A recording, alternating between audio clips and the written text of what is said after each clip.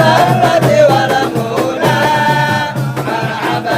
أحبابنا يا الله يا الله ربي اغفر لقلوبي يا الله بركة هدي محمد يا الله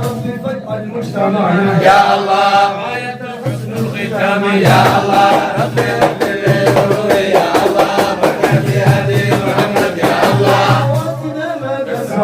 يا الله لك الإجابة يا الله ربي اغفر